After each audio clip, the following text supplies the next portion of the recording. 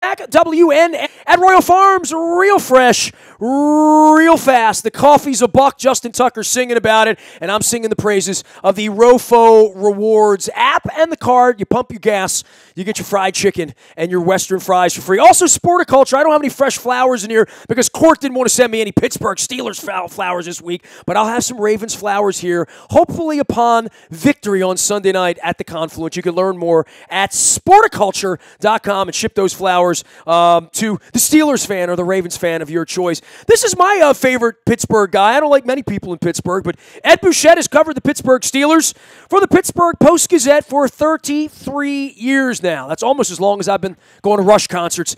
Ed, I want to play the circus music here. And I tell you what, man, I follow you on Twitter, and the day that you were putting the quotes up about Le'Veon Bell from the offensive lineman, I'm like, what alternate universe am I living in? And I know you even opine, I've been doing this a long time. I ain't never heard anything like this out of a Steelers locker room. What's going on up there? I feel like I'm going to find a mess when I get there Sunday. At least I'm hoping to. Yeah, it's something else, Nestor. It's not, widespread. It's just a couple of people that this circus has centered around. Le'Veon Bell, who is not here but is still provoking reactions, and Antonio Brown, who is here when he wants to be. So it's been those two really. It's been centered around this fall. This is going to cost Tomlin his job in the end, right? I mean, players that you can't manage that are star players. I don't know, but it certainly doesn't reflect well upon Mike, and I don't know what he can do about Le'Veon Bell or players that are pissed off that Le'Veon Bell's not there. Obviously, if he could manage Le'Veon Bell, he would. I don't think anyone thinks, $14 million? Is that the number on Bell? I mean, I don't – express what you believe to be in the mind of Le'Veon Bell on his side, because this doesn't make a whole lot of sense to the rest of us, and certainly doesn't make sense to his offensive linemen. I think it comes down to he thinks he's going to get a bigger contract next year, Nestor, than he can – that it's worth the gamble of missing all this money, which it's $14.5 million. It comes out to about $856,000 a week he's missing, and he's missed 3, and we're going on 4. And to save himself for his next contract, that's it has to be his thinking. It just has to be, because there's no other way to look at it. The only thing left is, will he eventually come in and report, or is he just going to skip the whole season? Well, this is getting to be about that time, right? I mean, he's not going to come in and run the ball around in November and December and take a half a pay and then have to go play. I mean, if this is about him not getting tackled until he gets his money, I don't know. I mean, he wouldn't get a larger number than $14.5 million to sign, right? So, I mean, taking the money and going and running the football, if it's about breaking a leg or turning an ankle and not getting the next payday, I mean, it's the NFL. It's not for long. I mean, it doesn't feel like the smartest decision. It really doesn't. And I know the Antonio Brown antics don't feel intelligent to those of us who are in our – I'll be in my 50s next month, so I'm going to call myself that. But, with the age comes the wisdom. But meanwhile, the football team's sort of torn apart by this from the outside. I don't know. You're there. Roethlisberger poo-pooed it the other day, and they did win a football game, and they held on. But this is not the Steelers that we're accustomed to seeing on the field either. No, it isn't, and the reason for that is the defense. So, I mean, it has nothing to do with Le'Veon Bell. Their defense is still in disarray, maybe too strong a word, but it's in flux. And, since the 70s, the Steelers pretty much – actually, you go back farther, that the Steelers always had a rough and tough defense. And they were doing that Monday night, but they also gave up a lot of yards. They produced 4 turnovers, which they only had 2 in their first 2 games. So that was the positive for that defense, but they gave up 411 yards passing as well. Shazier and the loss of him and the way it happened and the emotions behind all of it, they haven't recovered from that, right? And that would be no different than if Ray Lewis had something tragic happen in 2002 or 3, a few years into his greatness and his dominance. There's no replacing that guy. No, there isn't, and they didn't do. I don't know that they did a very good job of trying, Nestor. And we're going back now to Le'Veon Bell. they misjudged the whole situation with him, and as a result, it cost them back in the spring, back before the spring, in March, when free agency began. It cost them an opportunity maybe to shore up their defense by using the money that they had to commit to Bell. They could have used that money and not committed to him, not put the franchise tag on him, and spread it around their defense. And even, while you're at it, sign a veteran running back. There, $14.5 million in 1 year on the salary cap can turn into a lot of long-term contracts. Well, regrets at this point, but what did they do wrong with Bell? Or did they do anything wrong? I mean, I would think getting in a room and trying to get him in and making him happy, were they just not really committed long-term to a running back because of that? Or is it personal with him and saying, look, you're not the guy we're going to commit to around here long-term? I don't know. They made him some very handsome offers, both before the 2017 season and before this one. The report this year was $70 million over 5 years. I reported last year that they offered him over $30 million in the first 2 years, with an average of over $13 million a year. He wants the guaranteed money, which is kind of funny because that $14.5 million was guaranteed once he signed that franchise tag this year, and he did not. So we're back to, they have to laugh at people who say, well, give him his money. Well, they offered him more money than any other running back in the league, way more money than any other running back in the league, and he turned them down. Well, he wants quarterback money or something, right? In the same way that Khalil Mack as a wide receiver and a running back. Antonio Brown makes $17 million a year. That's what he wanted, and there was no way the Steelers were going to do that. Ed Bouchette is here. You can find him out on Twitter. He's a great follow, especially if you dislike the Steelers as much as I do and just want to know what's going on. He's also been at the Pittsburgh Post-Gazette for a long time. You've covered this a long time. From 100,000 feet, state of the franchise as we come in on Sunday night, it feels to me like this is one of the first times I'm getting on a plane on a Sunday and coming up there and thinking, I think the Ravens are going to win Sunday night. I think the Steelers are a little shaken. And look, we'll say that about the Patriots right now, that the end of all of this, you can't win 13 games every year. And things start to go wrong. And this certainly feels like one of those years where they're going to be hard-pressed to get to double digits, I think.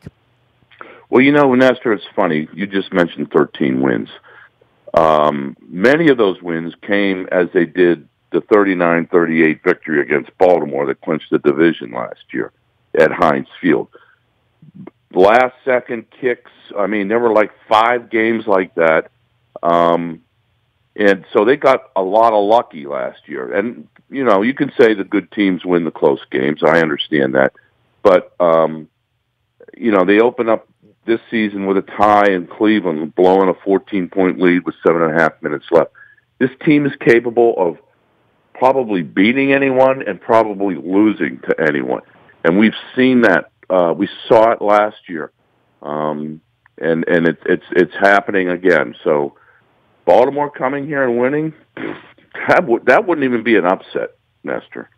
Well, second half of the game the other night, they don't score. They give up a lot of points. Tampa Bay stops coughing the ball up a little bit. And you were at the game. There is a little something going on with Fitzpatrick there, right? I don't know that we're expecting Jameis Winston to come back, but Tampa looks credible as well. And then Cleveland looks credible as well. And obviously Kansas City's pretty good. So, when I look at those 3 games, it's certainly different than playing Denver and Buffalo like we have. Yeah, but still, it's early in the year. Everybody's feeling themselves out a little bit, but the cream eventually does rise to the top. But like I said, this team went through all of last year like that. Just playing close to the vest, and they won. I think they played, if I'm not mistaken, they played 7 or 8 games that were decided by fewer than a touchdown. No, 9 games. And they went 8-1 in those games. That doesn't happen all the time. Ed, for Ben Roethlisberger, we've heard, the retirement stuff, and, we think of him as a diva here, and, doing the Willis Reed at every turn. Where is he at this point? Because there have been so many times he's been close to being in, close to being out. Still has some tools, obviously, in the offensive side, and we talk so much about Le'Veon Bell, but the young man behind him who's a survivor and a Pittsburgh legend, under his, he's done okay. I don't know that the offense is broken right now. It really is more about the defense, but Ben stands in the middle of this. Is if they win on Sunday night, it'll be because of Ben Roethlisberger. Oh, no doubt. He's at the top of his game. If you watched Monday night's game, I mean, he was phenomenal. What was he? 30 of 38, 353 yards, 3 touchdowns, 1 interception. He made everything happen. He really did, and he's got some decent receivers, and James Conner, the quote unquote legend you talk about in his second year, put the game away in the final drive by pulling off a couple big runs. So they're okay on offense right now. They've had some injuries in the line. They started two different linemen for injured players the other night, and they did fine. But it doesn't mean they're going to be fine again on Sunday night. Well, it's amazing how they reload. Whether it's Martavis Bryant or they miss on Sammy Coates or, someone else sneaks out the back door or they make a trade in the offseason. Smith-Schuster stepped up, right? I mean, they've got another one. We're still trying to find wide receivers around here. We brought 3 guys in from New Orleans and Phoenix and parts unknown on Crabtree. This is a better receiving core for us, but Pittsburgh always seems to get this right. The Steelers are great at finding wide receivers, terrible at finding cornerbacks, Nestor, and nobody here can figure out why. You're right. They don't do it. They don't necessarily do it in the first round. They've hit on a lot of big third rounders. Mike Wallace, who played for the Ravens as well, was a third rounder. And, I can go down the list and bore your listeners, but there's been a ton of them. Even Hines Ward was a third rounder. But they can't find corners. They invested a first-round pick in Artie Burns, and he was benched as a starter Monday night in his 3rd season. He just hasn't come around. He did play. They alternated him with a journeyman cornerback, Cody Sensabaugh, and he said he's going to continue to do that. But that's how tough it is for them to find corners. If Joe Hayden fell into their laps, and they thank their lucky stars for that. You mentioned Connor, and I call him a Pittsburgh legend, but kind of is, right? I mean, it's a wonderful story that's going on there in progress, and the only reason he's got the ball right now is because Le'Veon Bell decided not to take $14.5 million and isn't taking it $856,000 this week, but Connor's a nice story, and he's played well. Yeah, and the reason is he's from Erie, which is Steelers territory. He played at Pitt, which is, they share a building, Pitt and the Steelers. A lot of people don't know that, by the way. I didn't know that till Tomlin drove me up to it 4 years ago or whatever it was, right? I think outside of town, that's not well known that Pitt and the Pittsburgh Steelers are literally housed in the same complex. Yeah, it's not it's separate but equal is what they have. I mean, Pitt has one half of the building, the Steelers have the other. They have all their separate facilities, except some of the Pitt people do come over in the Steelers dining room. And then they have 4 football fields out the back, and Pitt has 2 and the Steelers have 2, and then they share an indoor facility. So and they share the parking lots. Well, James Conner ran into Ben Roethlisberger as a kid, right? And ran into all of these guys. So that's part of it that I don't think any other professional team has any relationship like that. So when you draft a kid from one side of the building to the other, especially, a kid that's had some special circumstances, I think it's a wonderful story. Yeah, it is a good story, and it started out big this year, too, because he had 135 yards rushing against Cleveland and 2 touchdowns, and everybody's going, Le'Veon who? His rushing totals have not been as dramatic the last 2 games, but he's shown himself to be as good a pass receiver, maybe even better than Bell right now. But that's only 3 games. Again, that's a short short example. So we'll see as the season goes on. He overcame, not only did he overcome cancer, but he had a torn ACL in 2015, I want to say, at Pitt. And he's overcome that as well. Ed Bouchette is here. He's covered the Pittsburgh Steelers for almost 4 decades now at the Pittsburgh Post-Gazette. You can find him at Ed Bouchette up on Twitter. Last thing for you, I always talk Steelers-Ravens with you, and I don't think we ever talk about the league or the bigger issues and what's going on. Boy, the officiating's become a story in every game, and hitting quarterbacks and leading with the head and injuries and all of that. And obviously on the back end of Shazier last year, and we have always the freak injuries where Garoppolo turns the wrong way. This is football. It's what it is. But the officiating part of this and what the league's trying to do in making it uniform so everybody understands it, this is a very sticky part for football right now, I think, for the players, for how coaches coach this. When they coach it one way all week, then it's done that way, and the flag is thrown anyway. Landing on quarterbacks now, it is a gigantic gray area for those of us who've watched this game for a long period of time. I was going to say, don't forget the fans, because the flow of the game has just been ruined. Nestor, I don't blame the officials. I blame the people who are making all the rules. You have to have a law degree to officiate this league anymore, and you combine that with replay and all the stoppage and plays, and then you don't know what a touchdown is until 5 minutes later when replay decides if it's a touchdown. It's just, I know the ratings, the TV ratings are still strong, but, we're seeing it in Pittsburgh too. A lot of, even though they're sold out, a lot of people not coming to the games who have bought tickets. And I just, as a writer, it's frustrating to watch a game. I can only imagine a fan sitting at home and just going crazy over this stuff. Or sitting out in the cold 3 months from now, waiting around over and over and over again. The empty seats, that's a theme, man. That's a sports theme, by the way. I was up in your fair town about 6 weeks ago for a Pirate Cardinal game on a Sunday afternoon, day after the Ray Lewis induction.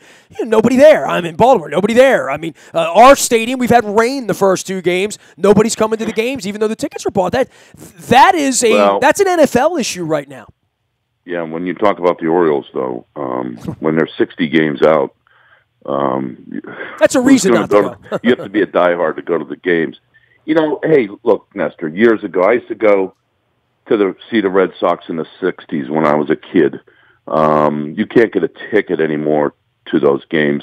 There was nobody in the stands, and that was throughout baseball. I mean, it's just been phenomenal how baseball has, and football, too, has exploded in popularity and people going to games. But, there's a lot of things that are ruining it now, and football better watch out, because it has some trouble, I think, going on, and officiating is not the officials. The darn rules they want them to apply is, every other game, every other play, it seems like, there's something that's just ruining the flow of it. Well, it's very disconcerting when in places like Baltimore and Pittsburgh, people aren't coming to the games. It's one thing to see that in Tampa or, some godforsaken place where football never was or it passed them by. And the other part is kids, too. I mean, when kids in Pennsylvania stop playing football at 5, 6, 7, 8, 9, 10 years of age, you're going to have, I think 10, 15 years from now, you're going to start to see that play out. And I'm sure that's happening in Pittsburgh as well, where people are saying, I don't want little Johnny playing football at Altoona anymore.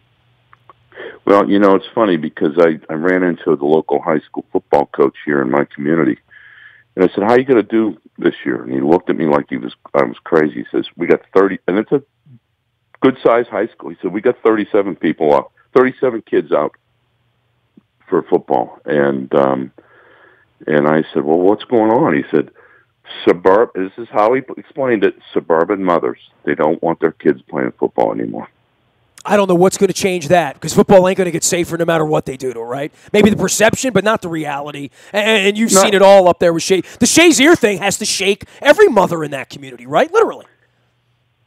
If I'm not just a mother, if I'm a father and I saw that, and I'd start at least thinking about, wow, do I want my kid to play that game? How's he doing, by the way? Well, he's doing fine. I mean, he is. And when I say fine, I mean, mentally, he is really, really good, in a good spot. He's with the Steelers. He goes with them everywhere. He's there all the time. He's at practices. He's walking now without any assistance. He had said the last time we talked to him, he said his goal was to walk without a cane. That was the last thing he was using, was like a cane. And he's not using that, but I would be surprised if he ever plays again. Ed, always a pleasure to visit with you. I will share Mr. Rooney's cookies with you on Sunday night. We'll get together and watch a football game. This is fun because the whole country thinks of this thing as the greatest rivalry in American sports right now, and I hope it lives up to it on Sunday night. We'll get a slobber knocker up there. Good having you on. Always good to visit, and save me a Permani up there, all right? All right, Nestor, I'll see you Sunday night. Ed Bouchette covers the Pittsburgh Steelers for the Pittsburgh Post-Gazette. He's been doing that for 33 years. One of my favorites. It should be one of your favorites to follow as well if you dislike the Steelers as much as I do. The BuyAToyota.com audio vault is there 24 hours a day from anywhere in the world on your mobile device by downloading the TuneIn radio app. We do come in crystal clear from anywhere in the world. Our morning newspaper ships digitally to your email inbox each and every morning at 7 a.m. It's all brought to you by Planet Fitness and PlanetFitness.com, where it's still $10 a month to get in the best shape of your life. Also brought to you by the Maryland Jockey Club and Laurel Park. They are racing this week. Turf Cup is up. The Maryland Million is October the 20th. All of the details on the front of WNST.net, where we keep the entries, as well as shipping them in the morning newspaper on the front page there, if you subscribe, and it's free to subscribe. Last but never least, our best free service is our WNST Tech service. That's all brought to you by Coons Ford of Security Boulevard. And, of course, Dennis Colatzos will be here at 3 o'clock on Thursday, 3 to 5, and again on Sunday morning, getting you ready for Pittsburgh and Baltimore. Sunday Night Football. Luke and I will be at the Confluence with full coverage on Sunday. Check us out. We're on Facebook, Twitter, LinkedIn, Snapchat, Instagram, streaming live right here on our Facebook Live, as well as our YouTube WNSTV channel. We are WNST.net, AM 1570 and WNST, Towson, Baltimore, and we never stop talking Baltimore sports.